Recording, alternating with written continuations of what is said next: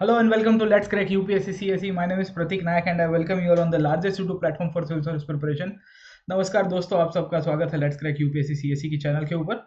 और मैं आपके साथ फिर से लेके आया हूँ ऑन दी स्टैंडर्ड 8th और 9th एनसीईआरटी जो हम लोग डिस्कस कर रहे थे प्रीवियस क्लास के अंदर, और उसी टॉपिक को आज के क्लास के अंदर कंटिन्यू करेंगे। मोस्ट वेलकम है आप लोग को। जो स्टूडेंट्स हमारे साथ पहले से जुड़े हुए हैं उन लोग को पता होगा हम लोग ने स्टैंडर्ड 9th की एनसीईआरटी को शुरू किया था and we were discussing something called as the forest society के ऊपर आपकी कॉलोनी की इम्पैक्ट क्या रहती है। ठीक है, सो आप सबको स्वागत है। जो भी नए स्टूडेंट्स हमारे साथ ये प्लेटफॉर्म के ऊपर जुड़ रहे हैं उनको थोड़ा बहुत मेरे बारे में बता देता हूँ। I been teaching since last 8 years online offline platforms के अंदर and associated with multiple institutions. खास करके ऑनलाइन ऑफलाइन दोनों इंस्टीट्यूशंस के अंदर मैं हिस्ट्री, आर्ट एंड कल्चर और बहुत ही कॉम्प्रिहेंसिव पढ़ाने के लिए जाना जाता हूँ। I also teach on Unacademy plus. You might be aware about the Unacademy plus, India का लार्जेस्ट लर्निंग प्लेटफॉर्म है। I am top educator on the Unacademy plus platform where I conduct courses on the history and art and culture. तो मैं आपको welcome करूंगा कि आप let's crack UPSC में हमारे साथ एनसीईआरटी तो पढ़िए, पर UPSC is beyond NCERT as well. और एनसीईआरटी के बाहर जाने के लिए आप हमारे साथ जुड़ सकते हो on the Unacademy plus platform. मेरे कॉम्प्रिहेंसिव कोर्सेज यहाँ पे चलते हैं। आप कोई भी कोर्सेज को एक्सेस कर सकते हो after taking the subscription. Subscription लेने के लिए आपको क्या करना है दोस्तों, you are only suppose to use this referral code 10% discount code जिसे हम लोग कहते हैं PN लाइव। ठीक है, तो आप सब्सक्रिप्शन लीजिए, हमारे कोर्सेज को आइए। अभी पोस्ट इंडिपेंडेंस इंडियन हिस्ट्री के ऊपर कोर्स चालू है मेरा। I have been continuing the course in a very comprehensive way, बहुत इफेक्टिव वे के अंदर मैं पढ़ा रहा हूँ। Live classes, structured courses, test quiz, unlimited access, ये सब कुछ आपको अनअकैडमी प्लस के ऊपर अवेलेबल होगा। तो the moment you will join the class you will feel the difference. आपको पता चलेगा कि किस प्रकार से अनअकैडमी प्लस के अंदर क्लासेस कंडक्ट किए जाते हैं। ठीक है, तो मोस्ट वेलकम है आप लोग को on the Unacademy plus platform. यहाँ पे ancient, medieval, modern, post independence, world history, art and culture, ये सब तो मैं पढ़ाता ही हूँ। इसके सिवाय इंडिया के टॉप मोस्ट एजुकेटर्स जो भी सब्जेक्ट पढ़ाते हैं उन सब क्लासेस को, उनके कोर्सेज को आप देख पाओगे। अभी अनअकैडमी प्लस के ऊपर सब्सक्रिप्शन का फ़ायदा ये है कि प्रीलिम्स, मेंस, और अगर आपने 31 अक्टूबर के पहले सब्सक्राइब किया तो आपको ऑप्शनल के सब्जेक्ट्स का भी सब्सक्रिप्शन साथ में मिल जाएगा। ठीक है, मेरी 2000 से ज़्यादा स्लाइड्स आपको यहाँ पे अवेलेबल है। More than 2000 plus slides available are there, वो भी आप देख सकते हो। Live classes, doubt solving session, कितनी भी बार आपको सेशंस देखना है देखो। इंडिया के टॉप मोस्ट एजुकेटर्स के जो क्लासेस हो रहे हैं वो भी आप अटेंड कर पाओगे। एंड आई वुड से कि आपको अनअकैडमी की जब सब्सक्रिप्शन लेनी है तो आपको इसके एप्लीकेशन को डाउनलोड करना है प्ले स्टोर से या ऐप स्टोर से डाउनलोड कीजिए, और उसके बाद आपका जो गोल है वो गोल को यूपीएससी सीएसई रखिए। After choosing the goal as UPSC CSE make sure कि आप सब्सक्रिप्शन ले लें। सब्सक्रिप्शन आपको दो प्रकार का मिलेगा, एक प्लस सब्सक्रिप्शन मिलेगा, दूसरा मिलेगा आइकॉनिक सब्सक्रिप्शन। आइकॉनिक सब्सक्रिप्शन के अंदर आपको एक पर्सनल कोच की फैसिलिटी मिलती है जो आपको आंसर राइटिंग से लेकर स्टडी प्लानर से लेकर हर एक चीज़ के अंदर हेल्प करेगा। इसके सिवाय आप नॉर्मल प्लस सब्सक्रिप्शन ले सकते हो। 1 साल, 2 साल या अभी तो 3 साल का सब्सक्रिप्शन भी अवेलेबल है। ये फ़ायदा यही होगा कि आज आपने सब्सक्रिप्शन लिया तो जीएस और ऑप्शनल दोनों की कॉम्प्रिहेंसिव तैयारी होगी, मतलब जनरल स्टडीज़ के पेपर 1, 2, 3, 4, प्रीलिम्स और मेंस दोनों, साथों साथ ऑप्शनल, इन सब की तैयारी अगर आप सब्सक्रिप्शन आज ले रहे हो तो हो जाएगी। 1 साल का 44,500 है, 64,800 2 years एंड 81,000 फॉर 3 years। ये तीनों के तीनों जो फीस है वो है आपके referral code PN live use करने के बाद। तो जब जब आप सब्सक्रिप्शन लेने का प्लान कर रहे हो ये रेफरल कोड, डिस्काउंट कोड 10% आपको यूज़ करना है। इसके अलावा आपको आइकॉनिक सब्सक्रिप्शन भी मिलेगा।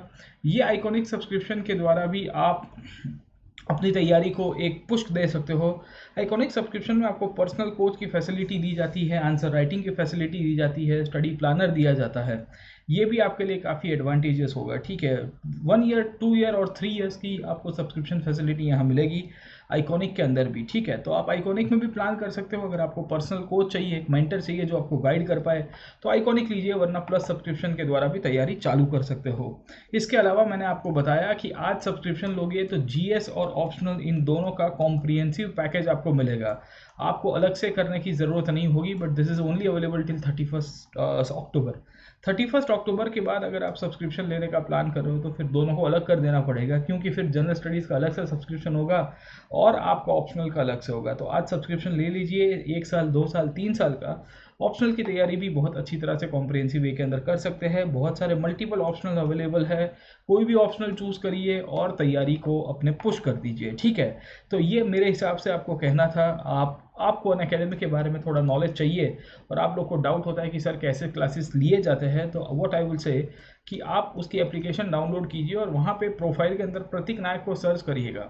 वहाँ पे आपको स्पेशल क्लासेस मिलेंगे। ये वो क्लासेस हैं जो फ्री के अंदर कंडक्ट कराए जाते हैं, this classes are freely conducted and ये आप कभी भी एक्सेस कर सकते हो। ये स्पेशल क्लासेस में have discussed about how to proceed with history और किस तरह से आपको हिस्ट्री के एमसीक्यूज को अटेंड करना है।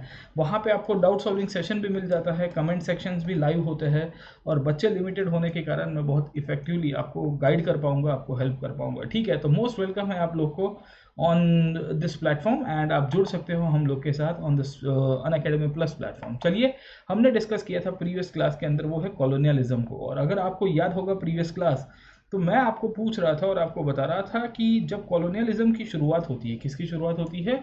कॉलोनियलिज्म की जब शुरुआत होती है तो कॉलोनियलिज्म के कारण हमको देखने को मिला कि हमारी फॉरेस्ट लाइफ के ऊपर क्या इम्पैक्ट पड़ता है। और पिछले क्लास के अंदर मैंने आपको फॉरेस्ट लाइफ के ऊपर जो इम्पैक्ट पड़ी है उसमें एक बहुत बड़ी इम्पैक्ट को बताया था, वो है डिफॉरेस्टेशन। तो मोस्ट प्रोबेबली आप में से बहुत लोग जो बच्चे जुड़े थे उनको मैंने डिफॉरेस्टेशन का एग्जाम्पल बता दिया था। उसके बाद मैंने आपको बताया था कि how the life of the people will be changing, और जो जंगल में रहने वाले लोग थे उनके ऊपर किस तरह की बहुत बुरी असर पड़ती है वो भी हमने देखी थी। और भारतीय शासन व्यवस्था के तहत इन्होंने जो अलग अलग प्रकार के लॉज बनाए हैं, खास करके अगर आपको याद होगा तो मैंने आपको कल के क्लास के अंदर बताया था जो कमर्शियल फॉरेस्ट्री की शुरुआत की थी। ये कमर्शियल फॉरेस्ट्री करने के कारण जो भारत की जो एग्रीकल्चर है और पूरी वर्ल्ड की इनफैक्ट एग्रीकल्चर और फार्मिंग इंडस्ट्री है उसको बहुत बड़ा नुकसान पड़ता है। ठीक है, तो इन द प्रीवियस सेशंस हमने ये सब टॉपिक्स को डिस्कस किया हुआ है और मैंने आपको बहुत ही कॉम्प्रिहेंसिव वे के अंदर ये टॉपिक्स को जब डिस्कस करा है तब बताया था कि कैसे फॉरेस्ट्री और फॉरेस्ट सोसाइटी के कारण इनफैक्ट बहुत बड़ी इम्पैक्ट होगी, है ना। तो let us go to the time. हमने ये सब टॉपिक्स को डिस्कस कर लिया है। डिफॉरेस्टेशन क्यों होता है, कैसे होता है, मैंने आपको बताया था कि अंग्रेज़ों को लकड़ा चाहिए था। लकड़ा किसके लिए चाहिए था? क्योंकि उनको जंगल साफ करने थे। साथों साथ अंग्रेज चाहते थे कि भाई साहब एग्रीकल्चर के लिए उनको फ़ायदा मिले, इसके लिए जंगल साफ किए गए। रेलवेज़ का डेवलपमेंट करने के लिए भी इन्होंने जंगल साफ किए थे, क्योंकि रेलवेज़ के अंदर जो स्लीपर मिलते थे, जो पटरियों के ट्रैक के अंदर यूज़ होते थे, वो भी कहीं ना कहीं फ़ायदे कारक होंगे इनके लिए। तो भारत के अंदर दुनिया के अलग अलग कोने के अंदर इन्होंने जंगल साफ कराए। इनफैक्ट जंगल में रहने वाले लोग थे उनको बुरी तरह से परेशान भी किया जाता है। प्लांटेशन एग्रीकल्चर की शुरुआत होती है और कमर्शियल फॉरेस्ट्री में लेके गए साहब। ठीक है, कमर्शियल फॉरेस्ट्री को बढ़ाने के लिए एक जर्मन एक्सपर्ट को इन्वाइट किया गया था जिसका नाम था डेट्रिच ब्रैंडिस, जो इंस्पेक्टर जनरल ऑफ फॉरेस्ट बनते हैं। इंडिया के अंदर फॉरेस्ट सर्विसेज की स्थापना की गई और फॉरेस्ट एक्ट ऑफ 1865 के द्वारा इंडिया के फॉरेस्ट को रेगुलेट किया गया। ये फॉरेस्ट एक्ट को 1865 और 1878 के अंदर फिर से इन्होंने इनफैक्ट अमेंड किया था। लेटर ऑन 1927 के अंदर अमेंडमेंट किया। वो अमेंडमेंट आज की तारीख में भी भारत के अंदर वैलिड है।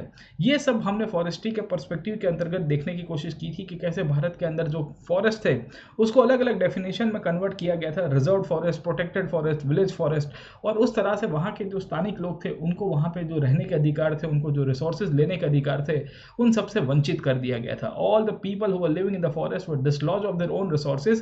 Eventually they were forced to migrate out of the forest areas once they used to leave from thousands and thousands of years. ये सब सिचुएशन के अंतर्गत हमने देखने की कोशिश की। जो कॉमन मैन जंगल में रहते थे उनको जंगल के रिसोर्सेज के ऊपर से जो पत्ते थे, जो उनको और भी चीज़ें मिल रही थी, वो इनफैक्ट हटा दी गई और इनफैक्ट जंगलों के ऊपर उनकी जो डिपेंडेंसी थी उसको ख़त्म करने की साजिश की जाती है। ट्राइबल कम्युनिटी, बेचारी भोली भाली पब्लिक, उनको बुरी तरह से परेशान किया जाता है। बहुत ही हार्डशिप मिलती है छोटी छोटी बातों के अंदर। फॉरेस्ट ऑफिशियल्स और आपके जो पुलिस वाले थे उस टाइम पे ब्रिटिश एडमिनिस्ट्रेशन के, उन सब ने जंगल के अंदर रहने वाले जो ट्राइबल लोग थे, आदिवासी थे, उनको बहुत सारे बड़ी मात्रा में परेशान किया। ये सब सिचुएशन के अंदर मैंने आपको कल के क्लास के अंदर कंक्लूड किया था। अब यहाँ से आगे चलने की कोशिश करते हैं कि फर्दर डेवलपमेंट क्या होगा। अब आप समझने की कोशिश करिए कि फॉरेस्ट्री की कंडीशन क्या होती है। मैंने आपको पिछले क्लास के अंदर बताया था कि जब हम लोग फॉरेस्ट्री की बात करेंगे, और मैंने आपको बताया कि कॉलोनियलिज्म ने इम्पैक्ट करने की शुरुआत की है।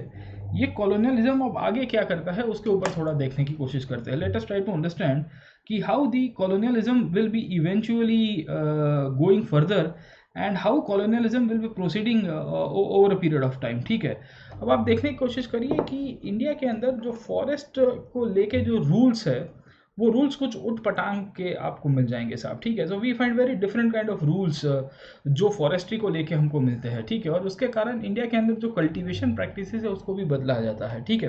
तो एनसीईआरटी ये 2-3 पॉइंट्स के ऊपर लिखती है कि जो मेनली इनफैक्ट जो हमारी फॉरेस्ट को लेके इन्होंने कानून बनाए थे, फॉरेस्ट को लेके इन्होंने जो लॉ एंड ऑर्डर लेके आए थे, उसके कारण हमारी खेती को बहुत इम्पैक्ट हुआ। अब आप याद करिए साहब, ठीक है।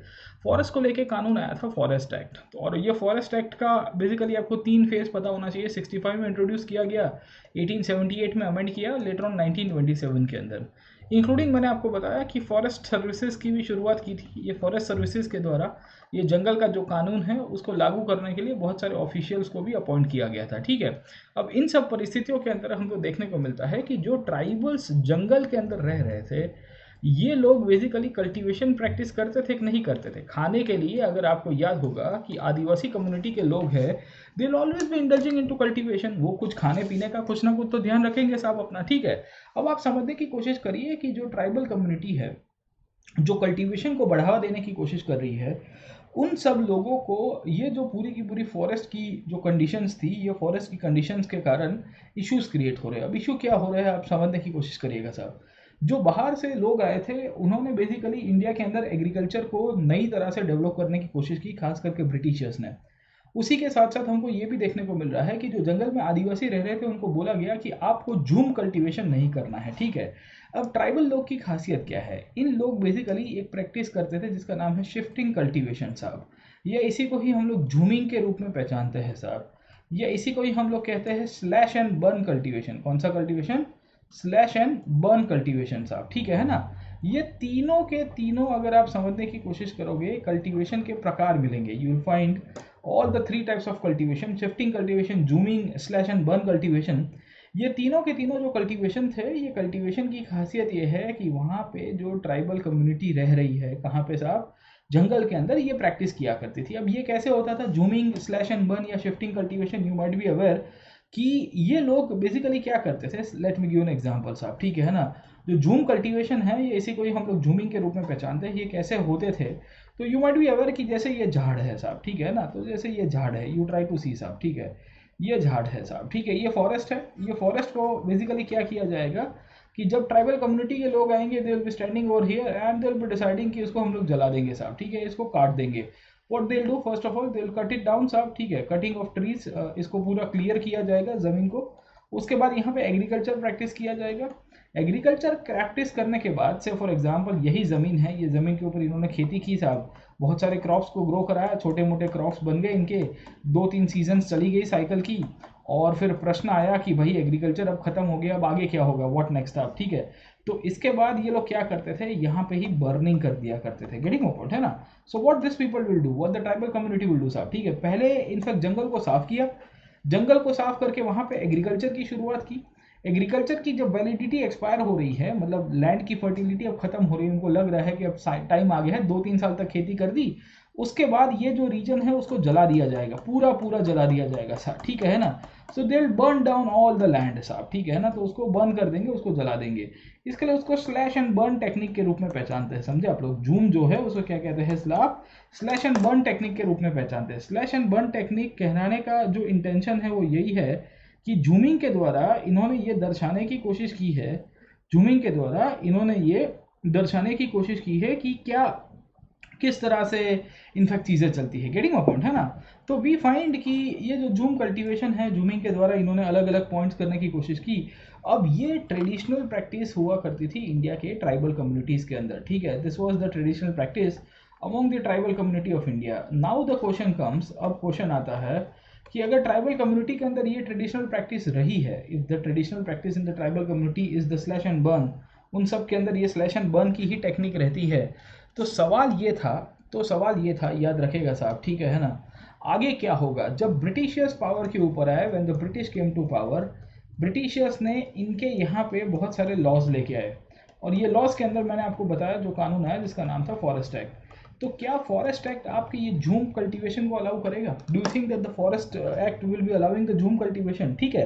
तो प्रश्न ये था कि when the British came to power, जब ब्रिटिश भारत के अंदर शासन के ऊपर आते हैं और इंडिया एक कॉलोनी के रूप में बन जाती है, इंडिया पूरी तरह से कॉलोनी के अंदर कन्वर्ट हो जाती है, तो सबसे बड़ा एक प्रश्नार्थ यहाँ के ऊपर यही आया कि भाई अब आगे क्या होगा, what will happen to the people living in the forest साहब, ठीक है, क्योंकि British will not allow them, है ना, ब्रिटिश अलाउ नहीं भी करेंगे साहब, ठीक है।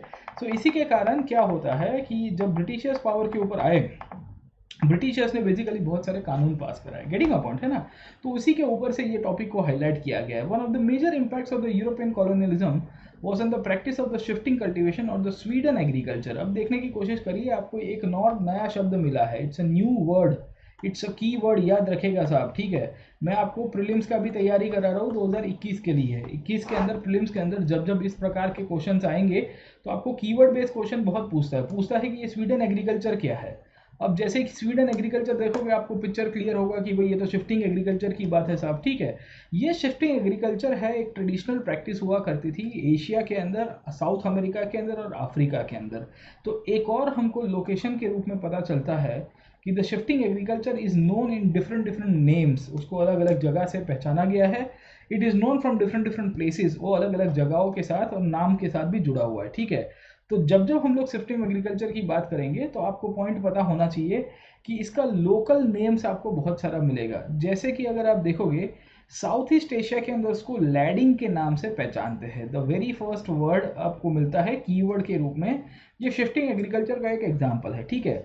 दूसरा आपको एक मिल्पा नाम का शब्द मिलेगा जो सेंट्रल अमेरिका के अंदर, मतलब बेसिकली अगर आप देखिए तो नॉर्थ एंड साउथ अमेरिका के बीच वाला रीजन है, मैक्सिको के जस्ट नीचे वाले कंट्रीज आएंगे वहां पे आपको मिलेंगे साहब, ठीक है ना।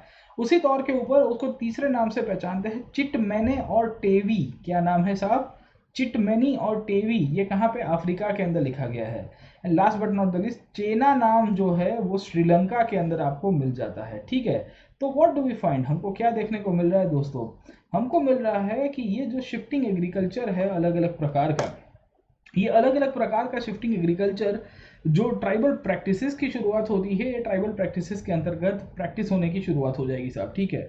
और भारत के दुनिया के अलग अलग कोने के अंदर ये जो ट्राइबल कम्युनिटी थी, ये इस प्रकार की जो एग्रीकल्चर को प्रैक्टिस किया करती थी, उनको बेसिकली टारगेट किया गया when the European colonialism entered साहब, ठीक है।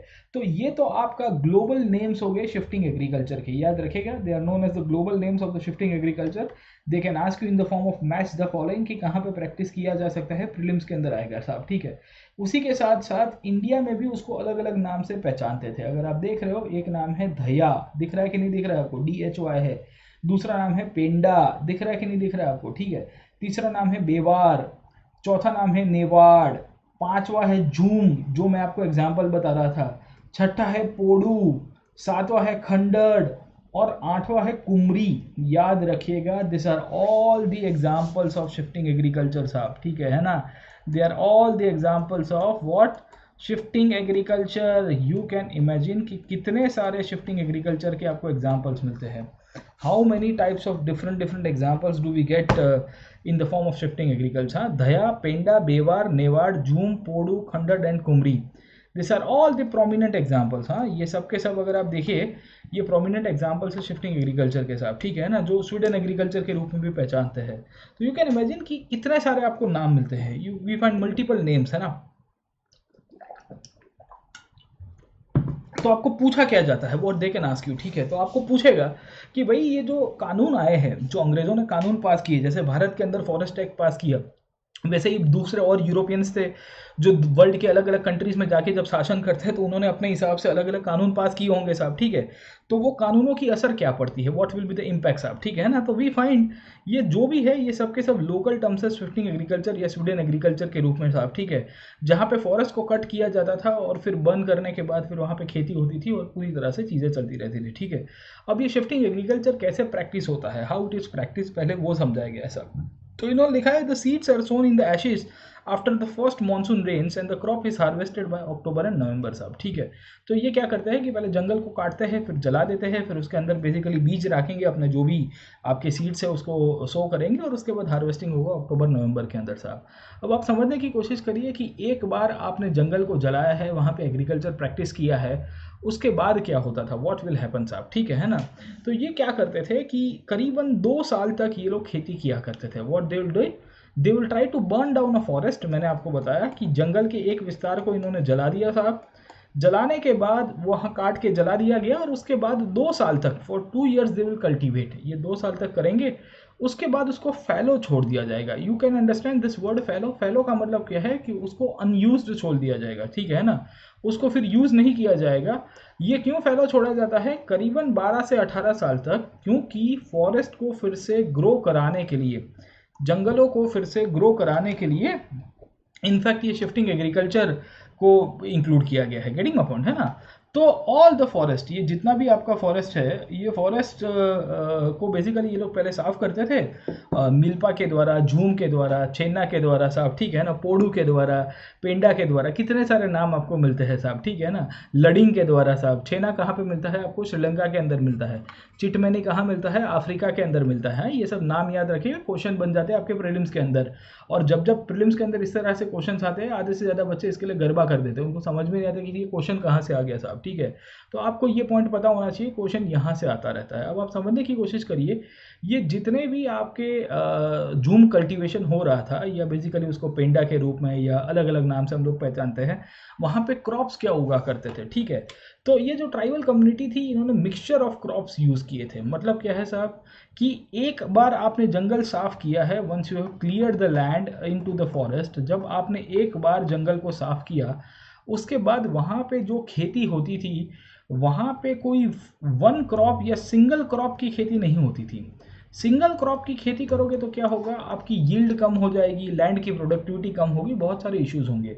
पर आप जब मल्टी क्रॉपिंग करते हो, मिक्सचर ऑफ क्रॉप्स करते हो, तो क्या होता है साहब कि आपकी लैंड की प्रोडक्टिविटी को ज़्यादा इम्पैक्ट नहीं करेगा। क्यों नहीं करेगा? उसके पीछे का एक फंडामेंटल रीज़न ये है कि डाइवर्सिफिकेशन हो रहा है, क्रॉप डाइवर्सिफिकेशन हो रहा है, बहुत सारी चीज़ें आपको मिलती रहेगी साहब, ठीक है ना।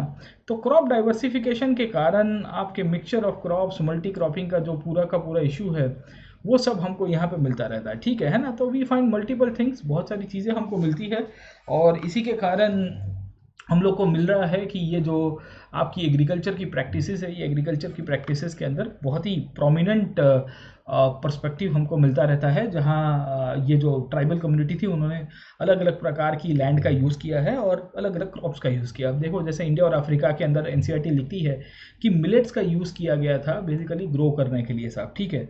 उसी तौर के ऊपर ब्राज़ील के अंदर मोनियक एंड लैटिन अमेरिका के अंदर मेज़ और बीन्स को ग्रो किया जाता था साहब। अब आप समझने की कोशिश करिए कि ये ट्रेडिशनल प्रैक्टिसेस हुआ करती थी, जो पूरे पूरे पूरे विश्व के अंदर अलग अलग ट्राइबल कम्युनिटी के लोग हैं उनके द्वारा प्रैक्टिस की जाती थी। All this activities was practiced by the traditional people of the tribal people of the world at that time।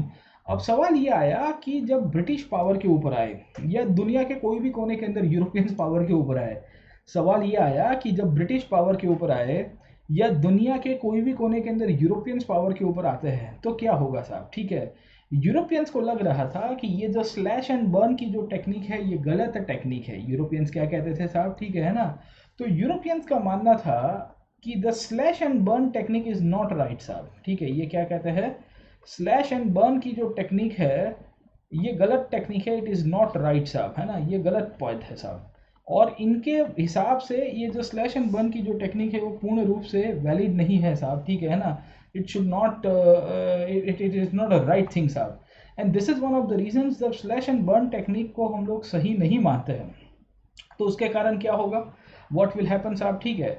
तो व्हाट विल हैपन की जब हम लोग बात करेंगे, तो हमको मिलता रहता है कि यूरोपियंस जब आए पूरे वर्ल्ड के अंदर कॉलोनी बनाने के लिए, when the Europeans entered the whole world, और उन्होंने सब अलग अलग अपनी कॉलोनी बनाई, कॉलोनी के अंतर्गत इन्होंने ये जो स्लैश एंड बर्न की टेक्निक है उसके ऊपर बैन लगा दिया, समझे आप लोग, ठीक है। तो उसके कारण क्या हो रहा है, व्हाट इज हैपनिंग साहब, because the Europeans personal opinion was that कि ये जो स्लैश एंड बर्न की टेक्निक है ये अनसाइंटिफिक है, ये जो स्लैश एंड बर्न की आपकी जो मेथोडोलॉजी है वो लॉन्ग टर्म के लिए बेनिफिशियल नहीं है, ये जो स्लैश एंड बर्न के द्वारा आप जो खेती कराए जा रहे हो वो अच्छी बात नहीं है। इसी के कारण ब्रिटिशर्स ने इसको हार्मफुल कंडीशंस के रूप में माना, और उनका मानना ये था कि आप इनफैक्ट 2 साल खेती करके करीबन 12 से 18 साल तक वो ज़मीन को खाली छोड़ देते हो, तो ज़मीन की प्रोडक्टिविटी ख़त्म हो जाती है, क्योंकि ज़मीन का यूज़ नहीं कर रहे हैं हम लोग, वो लैंड का ऑप्टिमम यूज़ नहीं कर पा रहे साहब, ठीक है। सो ब्रिटिश का क्या ओपिनियन था, ब्रिटिश का ओपिनियन ये था कि once you use the land, जब आप वो लैंड का यूज़ कर रहे हो साहब, ठीक है ना, whenever you are using the land, तो वो आपने 2 साल के बाद फिर 12 से 18 साल तक ऐसे ही छोड़ दिया, ये कितना हद तक वैलिड है साहब, ठीक है। So the British felt that the land which was used for cultivation every few years could not grow tree for the railway timber. पहला तो उनको ये प्रॉब्लम था कि साहब आप एक तो ज़मीन को खाली छोड़ रहे हो, दूसरा ये है कि आपने जहाँ पे कल्टीवेशन किया है, जहाँ पे खेती कर दी है, वहाँ पे रेलवे के लिए झाड़ नहीं बना सकते हम लोग, ठीक है। रेलवे के झाड़ के लिए वैसी ज़मीन चाहिए जो हमारे लिए फ़ायदे कारक होनी चाहिए साहब, ठीक है। उसके कारण इनको ये लग रहा था कि आप जब जंगल को जलाते हो, when you are burning down a forest, यहाँ पे एक ऐसी पॉसिबिलिटी हो सकती है कि जंगल जलते जलते जो उनके टिम्बर के ट्रीज लगे हैं, कौन से है, टीक के ट्रीज है, साल के ट्रीज है, उनको अफेक्ट ना करे साहब, ठीक है। So what do we find, the forest was burned. तो इनको लग रहा था कि ये जो ट्रेडिशनल प्रैक्टिस है उसके कारण उनको प्रॉब्लमेटिक हो जाएगा साहब, ठीक है। This is one of the reasons. इनको लग रहा था कि हमारे लिए नुकसान है, ऊपर से ये जो शिफ्टिंग कल्टीवेशन होता था उसके कारण सरकार को टैक्सेस में भी नुकसान जा रहा है। अब टैक्सेस में नुकसान कैसे जाएगा, how and why the taxes will be, the government will be as loss for the taxes. Taxes में नुकसान जाने का एक प्रोमिनेंट रीज़न ये था सरकार का, अगर आप समझने की कोशिश करोगे तो हमको मिलता है कि गवर्नमेंट उस टाइम पे ये चाहती थी और गवर्नमेंट ये सोचा करती थी, गवर्नमेंट उस टाइम पे ये चाहती थी और गवर्नमेंट ये सोचा करती थी कि साहब टैक्सेस के कारण हमको सबसे बड़ा नुकसान जाएगा। क्यों? क्योंकि जब आप शिफ्टिंग कल्टीवेशन को प्रैक्टिस करते हो, whenever you are practising shifting cultivation, what will happen साहब, आज आपने जंगल के एक कोने के अंदर 2-3 साल तक शिफ्टिंग कल्टीवेशन किया है, जंगल को साफ करके वहाँ पे खेती की। Let me give an example साहब, ठीक है ना। एक बड़ा सा फॉरेस्ट है, let me give an example साहब, ये फॉरेस्ट है आपका, ये फॉरेस्ट के एक कोने के अंदर there is some part of the forest, और ये कोने के अंदर आपने अभी स्लैश एंड बर्न टेक्निक को यूज़ किया है साहब, ठीक है। अब यहाँ आप 2 साल तक यूज़ कर रहे हो, से फॉर एग्जांपल 2020 से लेके 2022 तक, 2020 से 2022 तक आपने यूज़ किया, फिर यहाँ पे इसको छोड़ दिया, आपने इसको फैलो छोड़ दिया, टाइम बीइंग अब खत्म हो गया, फिर वहाँ से जंगल के दूसरे कोने में शिफ्ट हो गए साहब। Let me give you an example of 4 year साहब, ठीक है। फिर यहाँ पे आपने स्लैश एंड बर्न टेक्निक शुरू कर दी, गेटिंग माय पॉइंट, है ना। फिर यहाँ पे स्लैश एंड बर्न टेक्निक शुरू कर दी। अब आप समझने की कोशिश करिए, यहाँ 2 साल आपने काम किया, फिर उसके बाद आप चले गए जंगल के अंदर साहब, बीच वाले पोर्शन के अंदर, और बीच वाले पोर्शन में जब आप चले गए तो उसके बाद आपने यहाँ पे भी फिर से स्लैश एंड बर्न टेक्निक कर दी। मतलब आप कहने की कोशिश मेरी ये है कि हर जगह के ऊपर आप स्लैश एंड बर्न टेक्निक को यूज़ कर रहे हो, you are using the slash and burn technique everywhere and you are clearing the forest simultaneously. आप फॉरेस्ट को पूरी तरह से साइमल्टेनियसली क्लियर भी कर रहे हो, एंड साथों साथ अगर आप समझने की कोशिश करिए तो ओवरऑल एक ऐसा सिनेरियो आप बनाने की कोशिश कर रहे हो जहाँ इनको टैक्स कलेक्शन में प्रॉब्लम होगी। क्यों टैक्स कलेक्शन में प्रॉब्लम होगी? क्योंकि आप एक जगह से दूसरी जगह माइग्रेट हो रहे हो, दूसरे से तीसरी जगह माइग्रेट हो रहे हो, तीसरे से चौथी जगह माइग्रेट कर रहे हो। जो रेवेन्यू ऑफिशियल्स है या फॉरेस्ट ऑफिशियल्स है, कोई भी बंदा है जो जंगल का ऑफिशियल है, उसको लग रहा होगा कि यार 2 साल के अंदर ये लोग अपनी जगह बदल देते हैं साहब, ट्राइबल कम्युनिटी है ये अपनी जगह बदल देते हैं साहब, ठीक है। तो स्लैश एंड बर्न की बहुत सारी वीकनेसेस थी। अंग्रेज़ों को डर था कि उनके झाड़ जो यहाँ पे उगाए हैं, उनके झाड़ यहाँ पे जंगल के अंदर उगाए गए हैं, किसके लिए उगाए गए हैं? टिम्बर के लिए। वो टिम्बर के जो झाड़ है वो जल ना जाए स्लैश एंड बर्न टेक्निक्स के कारण, समझे कि नहीं समझे, ठीक है। दूसरा क्या था कि आप जब एक बार in fact slash and burn technique करते हो, फिर ज़मीन को 15-20 साल तक ऐसे ही छोड़ देते हो, तो वहाँ पे इनफैक्ट है ना आपकी जो लैंड है वो लैंड का यूज़ नहीं हो पाता। तीसरा ये है कि जहाँ पे आपने ओवर कल्टीवेशन कर दिया है वहाँ पे टिम्बर के ट्रीज कभी ग्रो नहीं होते, the timber trees are not able to grow once you have covered this thing, ठीक है। तो क्या सिचुएशन हो रही है? सिचुएशन बहुत ही ख़राब हो रही है, और सिचुएशन ख़राब होने के कारण ऑल द सिचुएशन आपकी जो ख़राब हो रही थी, इनके कारण क्या हो रहा है, व्हाट इज़ हैपनिंग, कि इन्होंने चेंज लाने की और इनफैक्ट है ना रिफॉर्म्स को मांगने की कोशिश की, ठीक है। तो अंग्रेज़ लोगों ने आके क्या कर दिया, याद रखेगा साहब, ठीक है। अंग्रेज़ लोगों ने डिसाइड कर दिया कि गवर्नमेंट को टैक्सेस नहीं मिल रहे हैं, गवर्नमेंट को झाड़ जलने का डर रहता है, गवर्नमेंट को लग रहा है कि बहुत सारी जो जूमिंग प्रैक्टिसेस है वो अनसाइंटिफिक है, इसके कारण इन्होंने बैन कर दिया। तो यू कैन इमेजिन कि जब इन्होंने स्लैश एंड बर्न टेक्निक को बैन कर दिया तो फॉरेस्ट के अंदर जो ट्राइबल कम्युनिटी रह रही थी वो क्या करेगी साहब, ठीक है। So all the tribal community who was living in the forest, उसको बोला गया कि अब तुमको जंगल में रहने का अधिकार नहीं है, तुमको जाना पड़ेगा। तो यू कैन इमेजिन कि आपकी कॉलोनियलिज्म के कारण, आपकी एक जो विदेशी नीति थी, आपकी एक जो विदेशी व्यवस्था थी जो आप कहीं फॉरेन से लेके आए थे, उसको इम्प्लीमेंट करवाने के चक्कर में आपने जंगल में रहने वाले जो कॉमन मैन थे उनको डिस्प्लेस करवा दिया, ठीक है। तो ये जो डिस्प्लेसमेंट का जो कंसेप्ट है, ये कंसेप्ट एनसीईआरटी के अंदर बोला गया है और इसके कारण काफ़ी सारे लोग नाराज़ भी होते हैं। अब देखिए, जो लोग सालों से जंगल में रह रहे हैं, मतलब हज़ारों सालों से जंगल में रह रहे हैं, आदिवासी है ना, मूल निवासी कहते हैं उनको साहब, ठीक है। They are the first citizens of the any place, है ना। ऑस्ट्रेलिया के अंदर एबोरिजिनल्स हो गए, न्यूजीलैंड के अंदर माओरीज हो गए, भारत के अंदर छोटा नागपुर प्लेटू के अंदर ट्राइबल पॉपुलेशन हो गई। ये सब के सब मूल निवासी है, ये यहाँ के मूल लोग हैं जिनके समय से ये पूरी की पूरी हम लोग कह सकते हैं कि जो जो जो है ना, मेनली वी कैन अंडरस्टैंड कि सोसाइटी का डेवलपमेंट हुआ है। And this is one of the reasons there were many people of the tribal community who resisted. उनको पसंद नहीं आया कि अंग्रेज़ों ने आके या और भी यूरोपियंस ने आके इनका जो जंगल में रहने का अधिकार था, उनकी खाने पीने रहने की जो सुविधाएं थी, वो सब ख़त्म कर दी गई। And hence we find very much big and small rebellion साहब, ठीक है।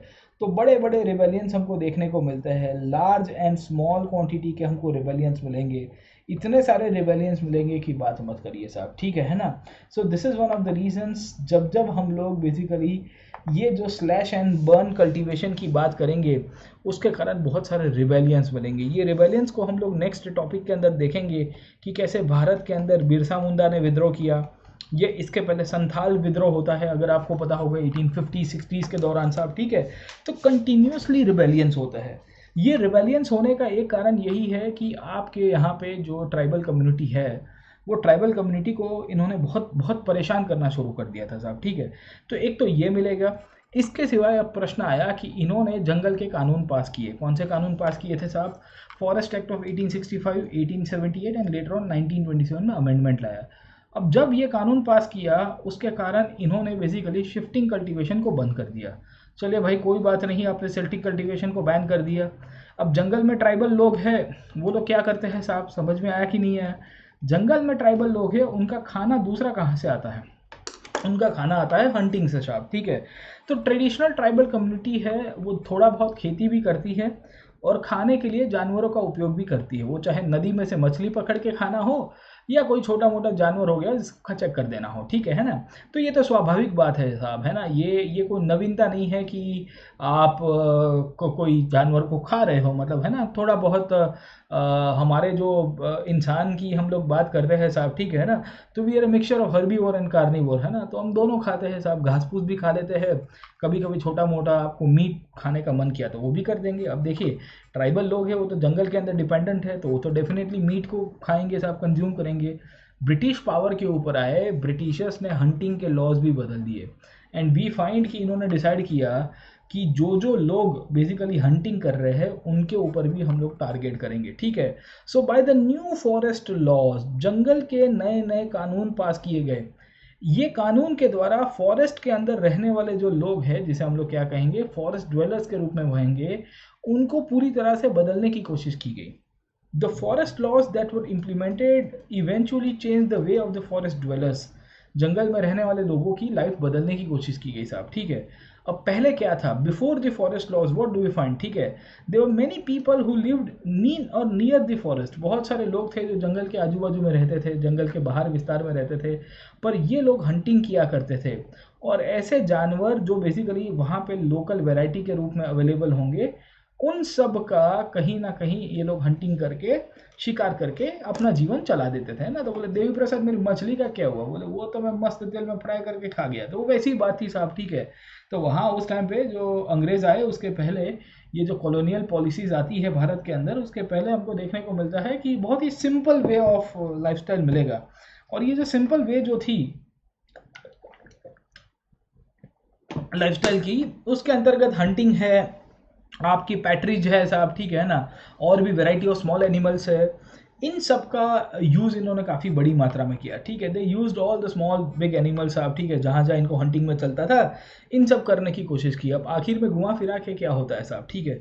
जैसे ही आपके जंगल के कानून आए, when the forest laws were passed, hunting को प्रोहिबिट कर दिया जाता है। यू कैन इमेजिन कि ये लोग ने कह दिया कि हम लोग कंजर्व करने की कोशिश कर रहे हैं, we are trying to conserve, and इसके लिए आप हंटिंग नहीं कर सकते। अरे भाई, आदिवासी लोग हैं यार, उनका खाना है, वो जंगल से डिपेंडेंट है, वो जंगल की सेवा भी उतनी करते हैं, जंगल उनको रिटर्न में देता है ना।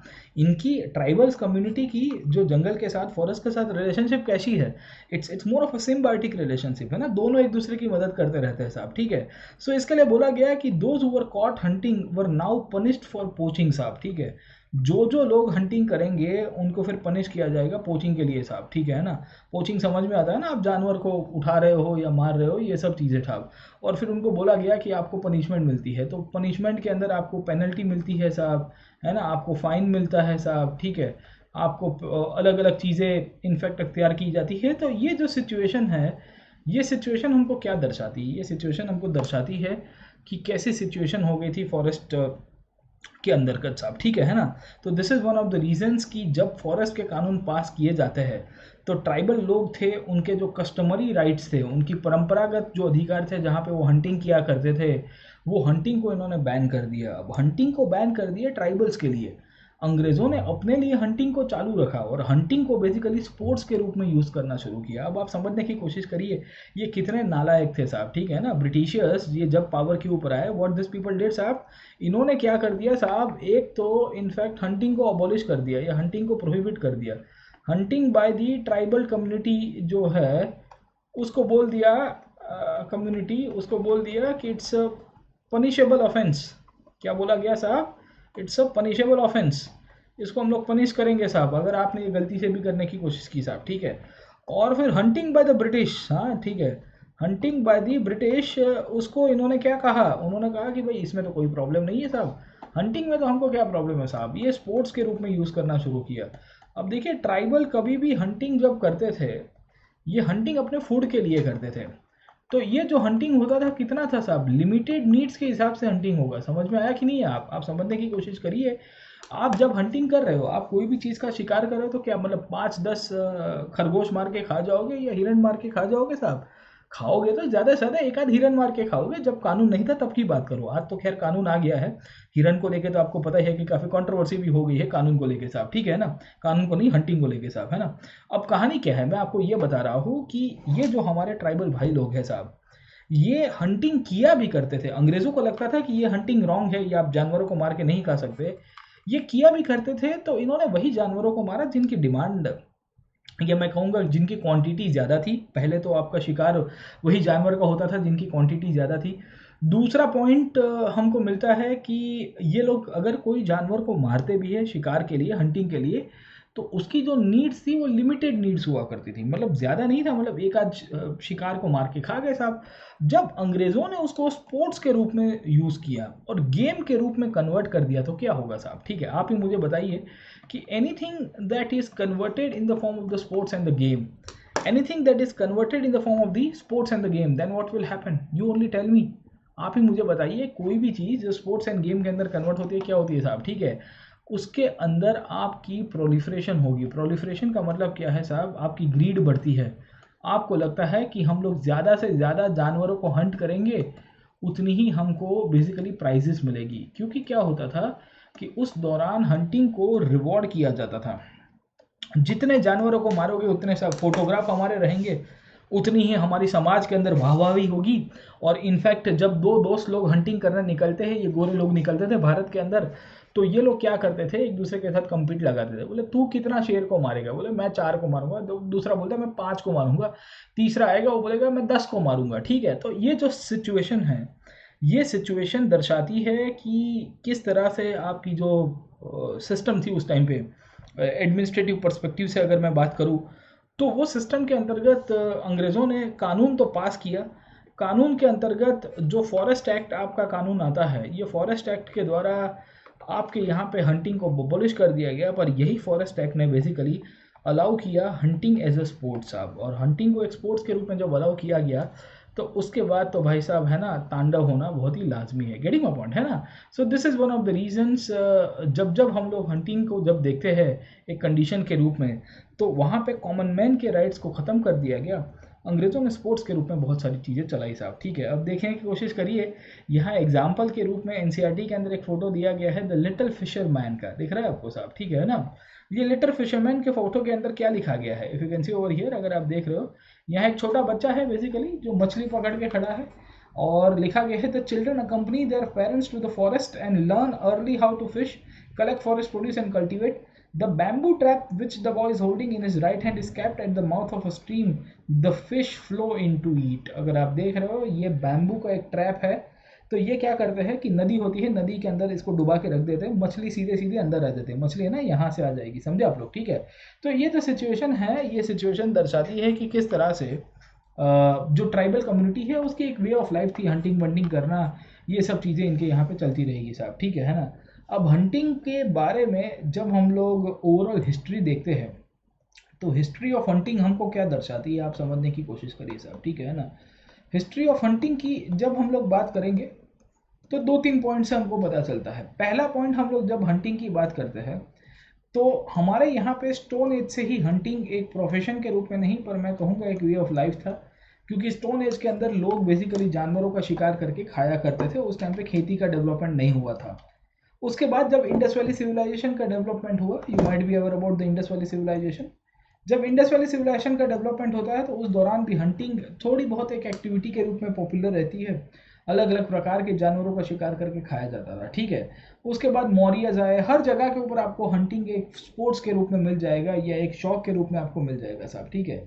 मिडीवल इंडिया की जब मैं बात करूंगा तो मिडीवल इंडिया के अंदर भी हंटिंग एक बहुत ही इंपॉर्टेंट स्पोर्ट्स का एक एग्जांपल मिलेगा साहब, ठीक है। So the hunting of the tigers and other animals had been part of the culture of the courts and the nobility for centuries. सदियों से भारत के अंदर, भारत के अलग अलग रजवाड़ों के अंदर या पूरे विश्व के भी अगर आप एग्जाम्पल देखोगे, फिर see the example of the whole of the world, we will find कि बहुत सारे आपको ये लोग मिलते हैं जो पहले से ही ये सब चीज़ों के अंदर इन्वॉल्व है साहब, ठीक है। जब हम लोग मुगल्स की बात करेंगे, when will be talking about the Mughals, बहुत सारे मुगल प्रिंसेस थे, मुगल एम्परर्स थे, इन्होंने भी बेसिकली हंटिंग को बरकरार रखने के लिए और हंटिंग की प्रैक्टिसेस को आगे बढ़ाने के लिए कहीं ना कहीं पोर्ट्रे किया कि देखिए कि प्रिंस और एम्परर्स जो है ये शिकार के लिए जाते हैं। You might be aware about, जैसे जहांगीर का आपको फोटोग्राफ मिलते हैं, ऐसे पेंटिंग्स मिलते हैं, शाहजहां के मिलेंगे, औरंगजेब के दौरान से आपको मिल जाएंगे साहब, ठीक है। कोई जानवर का शिकार किया हो तो ये बहुत ही प्रोमिनेंट आपको चीज़ें मिलती रहेगी। प्रॉब्लम ये था कि मिडिवल इंडिया में भी हंटिंग एक स्पोर्ट्स के रूप में था, बट एक है ना शौक के रूप में था, वो है ना कि शौक हमारे हैं।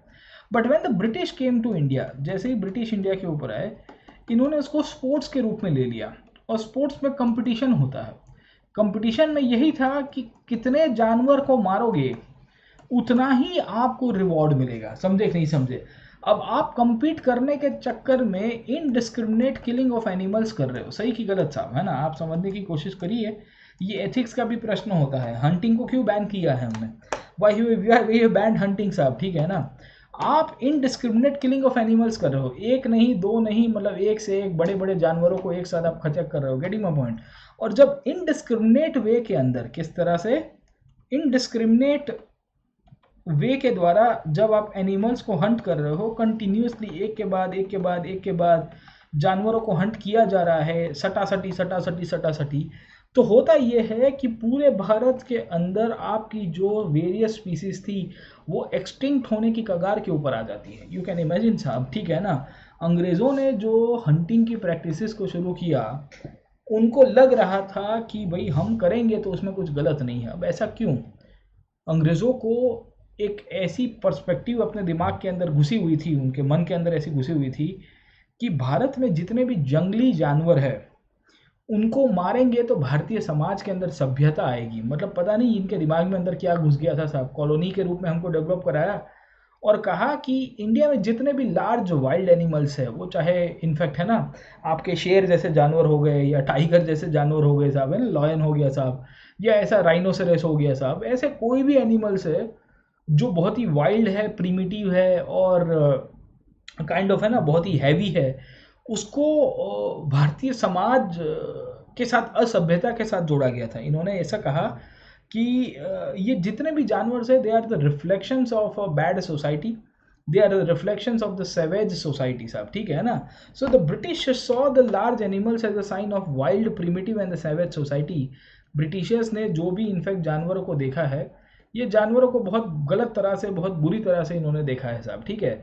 और इनका मानना था कि by killing the dangerous animals the British would civilise India साहब, ठीक है। तो भारत के अंदर जो भी जानवरों का हंटिंग किया जाता था वो सभ्यता के लिए किया जाता था। अब सभ्यता के नाम के ऊपर आपने इतना इनडिस्क्रिमिनेटली जानवरों को मारा कि वो सब के सब जानवर लुप्त हो जाते हैं साहब, ठीक है। All the animals eventually will go in to extinct साहब। जैसे मैं आपको टाइगर्स की बात करता हूँ, आई स्टिल रिमेंबर 1920 के 30 के आसपास की बात है, 1920 का पीरियड है। और 1920 के दौरान एशियाटिक टाइगर्स की कंडीशन बहुत ख़राब हो जाती है। और ये जो एशियाटिक टाइगर्स जो थे साहब, ये एशियाटिक टाइगर्स की क्वांटिटी जो है इतनी कम हो गई, इतने जो संख्या जो थी, तब फिर जूनागढ़ के नवाब साहब जो थे, जो लेटर ऑन फिर पाकिस्तान चले जाते हैं, उन्होंने अपना ऑर्डर निकाला और कहा कि भाई चलिए अब इससे ज़्यादा हंटिंग नहीं करेंगे साहब, ठीक है।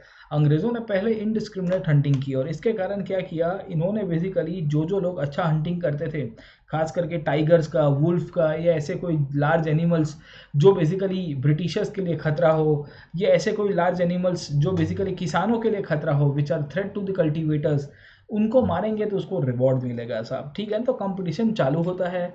ये कंपटीशन चालू करने के कारण वी फाइंड कि आपके यहाँ पे जो ट्रेडिशनल प्रैक्टिसेस चल रही है, उसमें हंटिंग नाम की प्रैक्टिसेस के द्वारा इन्होंने जंगल में रहने वाले लोगों के तो अपने जो नॉर्मल खाने पीने के जो वांदे करवाए साहब, उसके बाद खुद को ही इनफैक्ट अथॉरिटी के ऊपर बिठा दिया और खुद को अथॉरिटी के ऊपर बिठा के एक से एक जानवरों को खचा करना शुरू कर दिया। यू कैन इमेजिन 80,000 से ज़्यादा टाइगर्स को मारा गया, 1.5 लाख से ज़्यादा लेपर्ड्स को मारा गया, 2 लाख से ज़्यादा वुल्फ को मारा गया in between a period of 50 years. 50 साल के पीरियड में भारत के अंदर एनिमल डाइवर्सिटी को पूरी तरह से ख़त्म कर दिया गया। Tiger became the most important sporting trophy. अगर आप शेर का शिकार कर रहे हो, मतलब भाई आपने जोरदार इनफैक्ट है ना काम किया है। जो लोग इनफैक्ट ये जो कहीं ना कहीं हंटिंग करते थे, उनको रिवॉर्ड दिया जाता था, उनको पूरी तरह से इनफैक्ट है ना मोटिवेट किया जाता था। और इसके लिए एनसीईआरटी लिखती है कि एक महाराजा थे इंडिया के रजवाड़े स्टेट के, सारागुजा के, इन्होंने करीबन 1150 के आसपास टाइगर्स को और 2000 से ज़्यादा लेपर्ड्स को मारा था। यू कैन इमेजिन, मतलब ये सुबह निकलते थे, ठाई ठाई कर देते थे साहब, ठीक है। क्यों? क्योंकि अंग्रेज़ों ने दिमाग में डाला था। अब देखिए, वहाँ आदिवासी कभी शेर नहीं खाता था। आदिवासी कभी, इनफैक्ट अगर आप देखोगे ट्राइबल कम्युनिटी के लोग थे ना, वो कभी शेर को मार के या लेपर्ड को मार के बहुत नहीं खाते थे साहब, ठीक है। वो ट्रेडिशनली खाया करते थे ऐसे जानवर जो कंज्यूमेबल होते हैं। ये प्रीडेटर्स थोड़ी है साहब, ट्राइबल कम्युनिटी के लोग हैं भाई, ये नो डाउट ओमनीवोर के रूप में हम लोग पहचानेंगे साहब, ठीक है। वो तो सब लोग हैं, आप चिकन खाते हो, मटन खाते हो, ओमनीवोर हो जाता है। पर ये तो एक्सट्रीम वे के अंदर चले गए, ठीक है। तो ये सिचुएशन थी अंग्रेज़ों के दौरान। इनफैक्ट बड़े बड़े ऑफिशियल्स ने बहुत सारे काम किए। उनमें से जॉर्ज जूल का नाम दिखेगा, जिन्होंने 400 से ज़्यादा टाइगर्स को मारे। अच्छा, by the way, George joule का नाम एक इंडियन हिस्ट्री के साथ भी जुड़ा हुआ है, मॉडर्न हिस्ट्री के साथ, ठीक है। मुझे इसका नाम बताइएगा कमेंट सेक्टर के अंदर साहब, मॉडर्न हिस्ट्री के साथ जॉर्ज यूल का नाम कहाँ पे जुड़ा हुआ और कैसे जुड़ा हुआ है साहब, ठीक है ना। I have taken a special class on the Unacademy platform, वो फ्री में ही है स्पेशल क्लास, आप उसको देखिए। उसमें आपको ये जॉर्ज यूल का नाम दिखेगा, you will find this name of George Yule साहब, ठीक है। या आपने कहीं किताब में पढ़ा हो तो मुझे बताइएगा, बट जॉर्ज यूल का नाम मॉडर्न इंडियन हिस्ट्री के साथ भी जुड़ा है, नेशनल मूवमेंट के अंदर भी उनका नाम आएगा साहब, ठीक है। ये जॉर्ज यूल ने 400 से ज़्यादा टाइगर्स को मार दिया साहब, ये चीज़ लिखी गई है साहब, ठीक है। In this situations we find कि ब्रिटिशर्स ने आके बाहर के लोगों के लिए हंटिंग खोल दिया, अंदर के लोगों के बंद करवा दिया साहब, ठीक है। ये सब सिचुएशन में हमको देखने को मिलता है कि ब्रिटिशर्स ने इनिशियली बहुत जानवरों को मारा, और जो आपके जो एरिया के फॉरेस्ट के एक एरिया थे, वहाँ पे हंटिंग के लिए स्पेशल जोन्स बनाए। जब एनिमल के स्पीसीज़ कम होने की शुरुआत होती है, when the number of species went down, उसके बाद अंग्रेज़ों को पता चला कि हाय तौबा, ये तो धोखा हो गया, अब हमको कुछ करना पड़ेगा साहब, ठीक है। तो बहुत सारे एनवायरमेंटलिस्ट आए, कंजर्वेटर्स आए, इन सब ने सरकार को कहा, इन सब ने गवर्नमेंट के ऊपर प्रेशर डाला कि आपने जो की है वो गलत बातें की है, अब आपको बेसिकली सुधारने की ज़रूरत है। और इसी के कारण उन्होंने डिसाइड किया कि ये जानवरों को कंजर्व किया जाए, ना कि उनको मारा जाए साहब। ठीक है, वो तो काफ़ी बाद में हुआ।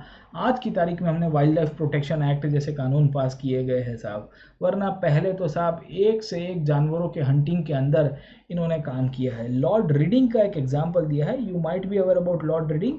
He was the viceroy of the country, viceroy थे भारत के अंदर साहब। और इरविन के पहले वाइसरॉय मिलेंगे 1920 के दशक के अंदर, आपको मिल जाएंगे साहब। ठीक है, उसने 1 2 3 4 5 6 7 8 शेरों को एक साथ मार दिया साहब। ठीक है, यू कैन इमेजिन कि ये हंटिंग के लिए जब जाया करते थे तो इनके साथ नौकर वॉकर सब लोग साथ में चला करते थे।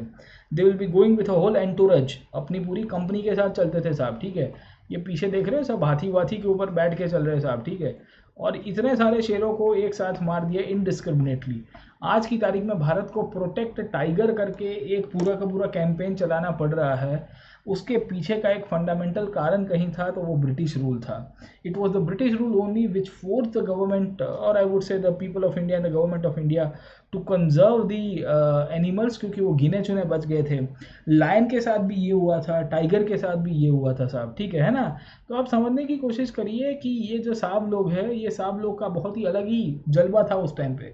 तो शिकार करने की इनकी जो शौक थे, ये शिकार करने के शौक के द्वारा इन्होंने बेसिकली वहाँ बहुत सारे जानवरों को मार दिया। And this is how we consider कि when the British colonial policies were implemented in India, जब भारत के अंदर कॉलोनियल पॉलिसीज़ को इम्प्लीमेंट करवाया जाता है, उसके बाद फॉरेस्ट सोसाइटी और कॉलोनियलिज्म को पूरी तरह से बदल भी दिया जाएगा साहब। ठीक है ना, तो यू कैन इमेजिन, आप समझने की कोशिश करिए कि क्या सिचुएशन होती है। आपके यहाँ पे जो जूम कल्टीवेशन है उसको स्टॉप कर दिया जाता है।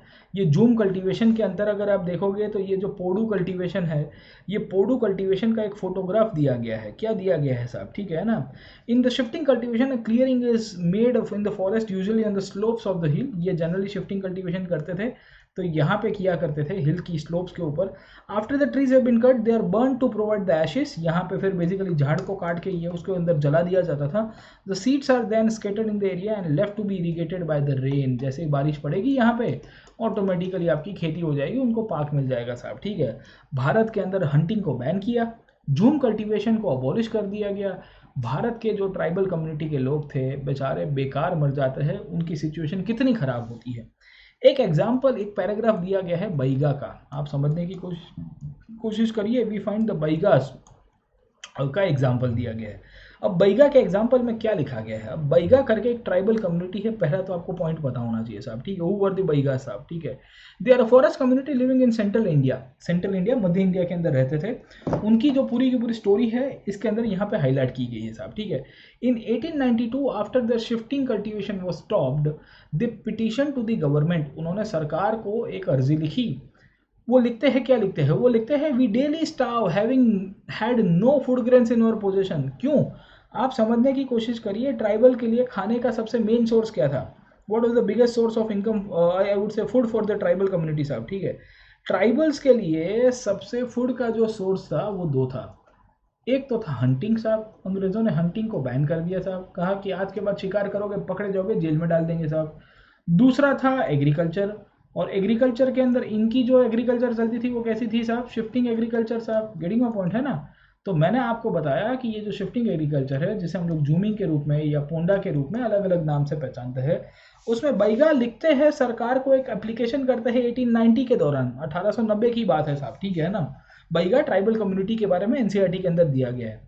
वो क्या लिखते हैं कि हम लोग हर रोज खाना के लिए भूखे मार रहे हैं साहब। The only axe we possess is our axe. हमारे पास कोई बेसिकली वेल्थ नहीं है, एक कुल्हाड़ी बची है जिसके कारण हम लोग हमारा जीवन चला रहे हैं साहब। We have no clothes to cover our body with but we pass cold nights by the fire side. हमारे पास ना कपड़े हैं, ना हमारे पास कोई रिसोर्सेज बचे हैं। आग जला के इनफैक्ट हम लोग अपना जीवन चला रहे हैं। We are now dying for want of food. हम लोग को खाना कहीं पे मिल जाएगा तो ठीक रहेगा। We can not go anywhere else, क्योंकि ये बेसिकली जंगल में रहने वाले लोग ये शहरों के अंदर स्थायी नहीं हो सकते। What fault we have done that the government does not take care for of us. ठीक है, ये कहते हैं कि भाई हमारी क्या ऐसी गलती है कि सरकार हमारा ध्यान नहीं रख पा रही है साहब। ठीक है, prisoners are supplied with food in the jail. Jail के अंदर रहने वाले कैदियों को आप खाना दे रहे हो। इनफैक्ट हम लोग जो जंगल में सदियों से रह रहे थे, सालों से रह रहे थे, हमारा एक पूरा का पूरा वे ऑफ लाइफ चला गया था, जहां हम लोग इतने सालों से रह रहे, उन सबको आपने रातों रात डिप्राइव कर दिया है। और फिर आप बोल रहे हो कि तुमको यहाँ पे रहने का अधिकार नहीं, ये कब तक वैलिड है? तो यू कैन इमेजिन कि जब इन्होंने बेसिकली जो अलग अलग प्रकार की आपकी पॉलिसीज़ को यूज़ किया है, खास करके इनफैक्ट आपकी जूमिंग कल्टीवेशन को अबॉलिश करना, हंटिंग को अबॉलिश करना, इन सब परिस्थितियों के कारण हमको क्या मिल रहा है? हमको एक चीज़ बहुत क्लियर कट मिल रही है कि आपकी ट्राइबल कम्युनिटी नाराज़ है। और ट्राइबल कम्युनिटी जब नाराज़ है तो क्या होता है साहब? तो फिर रिएक्शन आएगा कि नहीं आएगा? ये रिएक्शन कैसे आता है? The reaction in the form will be in the form of rebellion. समझे कि नहीं समझे साहब? ठीक है, so when the tribal community will not be happy, tribal community आपसे नाराज़ है, तो डेफिनेटली वो रिएक्ट करेगी। और कैसे रिएक्ट करेगी? वो रिबेल करेगी साहब, विद्रोह कर देगी साहब। ठीक है, ये विद्रोह के बारे में वेरियर एल्विन ने इनफैक्ट लेटर ऑन फिर बताया है। वेरियर एल्विन एक्चुअली एंथ्रोपोलॉजिस्ट थे जो इंडिया के अंदर ट्राइबल कम्युनिटी के ऊपर स्टडी करने के लिए आए थे। और वेरियर एल्विन ने इंडिया की ट्राइबल पॉलिसीज़ को लेके काफ़ी काम किया है। खैर, उनको क्रिटिसाइज़ भी किया जाता है क्योंकि वो मिशनरियों के साथ काम करते थे और इंडिया के ट्राइबल कम्युनिटी को कन्वर्ट कराने का काम भी उन्होंने किया था। खैर, अब देखने की कोशिश करिए कि ब्रिटिशर्स ने पूरी तरह से इंडिया की जो खेती की सिस्टम थी उसको बदला, इंडिया की जो ट्राइबल वे ऑफ लाइफ है उसको पूरी तरह से बदल दिया साहब। ठीक है ना? तो आप देखने की कोशिश करिए कि फॉरेस्ट सोसाइटी के ऊपर क्या इम्पैक्ट पड़ता है। तो फॉरेस्ट सोसाइटी के ऊपर पहला इम्पैक्ट हुआ डिफॉरेस्टेशन साहब, मैंने आपको कल के क्लास के अंदर बता दिया। उसके बाद हमने देखने की कोशिश की कि शिफ्टिंग कल्टीवेशन को बैन कर दिया। दे बैंड द शिफ्टिंग कल्टीवेशन, पूरी तरह से शिफ्टिंग कल्टीवेशन को हटा दिया गया। उसके बाद समझने की कोशिश करें तो हमको क्या देखने को मिला? आपके हंटिंग जो है, हंटिंग को भी बैन कर दिया गया, हंटिंग को भी प्रोहिबिट कर दिया गया। गेटिंग अ पॉइंट है ना? उसके साथ साथ हमने ये भी देखा था कि जब डिफॉरेस्टेशन हो रहा है, जब आपका डिफॉरेस्टेशन हो रहा है, इसी के अंतर्गत इन्होंने बहुत सारे नए नए कानून पास किए। दे पास द न्यू लॉज। ये न्यू लॉज के द्वारा इन्होंने न्यू फॉरेस्ट्री को लागू कराया। न्यू फॉरेस्ट्री का मतलब क्या है कि उनकी खुद की डेफिनेशन के हिसाब से उन्होंने डिफॉरेस्ट्री लगाई साहब। ठीक है ना? न्यू फॉरेस्ट्री, साइंटिफिक फॉरेस्ट्री का नाम दिया उसको, है ना? और इंडिया के अंदर अलग अलग कानून पास किए, अलग अलग लॉज पास किए और फॉरेस्ट को पूरी तरह से कंट्रोल में ले लिया, लोगों को माइग्रेट करवाया। अब ये जो फॉरेस्ट सोसाइटी के ऊपर जो चौथी इम्पैक्ट होगी, the fourth big impact that will be done on the forest society will be, I would say, the outsiders entering into the forest area साहब। ठीक है, तो उसको कल के क्लास के अंदर पढ़ेंगे। मैं आपको खाली थोड़ा बहुत समझा रहा हूँ एनसीईआरटी के अंदर यही टॉपिक को क्या लिखा गया है। एनसीईआरटी के अंदर ये टॉपिक को हाईलाइट कराया गया है, when the outsiders will be entering. बाहर के लोग कैसे इनफैक्ट अब जंगल वाले विस्तार के अंदर घुसने की कोशिश करेंगे। एंड वी फाइंड कि there will be many people who will be entering the forest areas. इन लोगों ने बेसिकली जंगल के विस्तारों के अंदर अपना दबदबा बनाने की कोशिश की, अपनी जो पूरी की पूरी हम लोग कह सकते हैं कि अपनी जो पॉलिटिकल क्लाउट है, पॉलिटिकल पावर है, उसको गेन किया। और उसके बाद जंगल के अंदर रहने वाले जो आपके क्या कह सकते हैं कि ट्राइबल्स थे, उनकी तो रोज़गारी चली जाती है।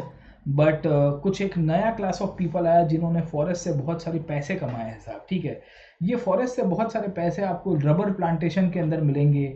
ये फॉरेस्ट के अंदर बहुत सारे पैसे कमाने वाले लोग आपको भारत के अंदर मिल जाएंगे, जो बेसिकली आपके प्लांटेशन एग्रीकल्चर में क्या कहते हैं कि ये जो है ना आपका इंडिगो या वो ग्रो कराएगा साहब। बहुत सारी चीज़ें मिलेगी, रबर है, शुगर केन है, टी कॉफ़ी है, बहुत सारी चीज़ें हमको मिलती रहती है। ठीक है, तो ये टॉपिक को हम लोग आज यहाँ तक रखते हैं। Let us conclude the class today. Almost 1 घंटा हमने डिस्कस किया है और मैंने आपको बताने की कोशिश की है कि कैसे शिफ्टिंग कल्टीवेटर्स को अफेक्ट किया गया है with the forest management in the colonial period साहब। ठीक है, तो इसके ऊपर आप लिख पाओगे, you will be able to answer the question if the question comes साहब। ठीक है, शिफ्टिंग कल्टीवेशन के एग्जांपल्स नाम याद रखेगा, पूरे वर्ल्ड के अंदर कौन से एग्जांपल्स है और इंडिया के अंदर कौन से एग्जाम्पल्स है। क्यों ये एग्जाम्पल्स मैं बता रहा हूँ, क्योंकि मैच द फॉलोइंग के अंदर जब क्वेश्चन आता है दोस्तों, तो यहाँ से ही आता है। When the question will be asked in match the following, यहाँ से ही आपको पूछेगा साहब, ठीक है। एनसीईआरटी के अंदर से यही करना है एक्चुअली। एनसीईआरटी को जितना कॉम्प्रिहेंसिव करोगे ना, बाकी जो भी फिर किताब देखोगे आपको लगेगा कि नहीं मुझे समझ में आ रही है साहब, ठीक है ना। और भी अगर आपको देखना है तो मैं आपको फिर से कहूँगा कि आप अनअकैडमी के ऊपर हमारे साथ जुड़िए, फ्री क्लासेस को पहले अटेंड करिए। ये स्पेशल क्लास है, ये फ्री के अंदर अटेंड होते हैं साहब। ये स्पेशल क्लासेस फ्री क्लासेस है, इट कैन बी अटेंडेड, या आप कभी भी लाइव देखो, रिकॉर्डेड देखिए। बट इसमें मैंने एमसीक्यूज कराए हैं एंशिएंट इंडिया के, मॉडर्न इंडिया के, और ये प्रीवियस ईयर्स के क्वेश्चन है। This are all the questions of the previous years. तो वो आप अटेंड करिए, बहुत मज़ा आएगी आपको, बहुत कॉम्प्रिहेंसिवली तैयारी होगी। और साथों साथ अगर और कोई क्वेरी रहती है तो मुझे ज़रूर से बताइएगा, I will be able to help you out. And नया कोर्स मेरा पोस्ट इंडिपेंडेंस इंडिया का चल रहा है। इसके सिवा मॉडर्न एंशिएंट मिडिवल के मेरे कोर्सेज नए आते रहते हैं, हर 1-2 महीने के अंदर नया कोर्स आएगा। You can join the Unacademy by using the subscription, या I would say the discount code PN Live। ये कोड को यूज़ करिए, 10% डिस्काउंट गेन करिए, और साथों साथ आपकी जो प्रिपरेशन है उसको एनहांस करिए by working us, by joining us on the platform. Like, share and subscribe to this platform I would say। And आप एनसीईआरटी को पढ़ते रहिए। मैं यही चैप्टर को आगे कंटिन्यू करूँगा कल के क्लास के अंदर, जहाँ पे मैं और आपको इलॉबरेट करने की कोशिश करूँगा कि कैसे फॉरेस्ट्री और चीज़ों के ऊपर इम्पैक्ट करती है, ठीक है। ये मेरा रेफरल कोड है, सब्सक्रिप्शन कोड है, याद रखिएगा, 10% डिस्काउंट कोड PN Live। हमेशा आपको ये यूज़ करना है।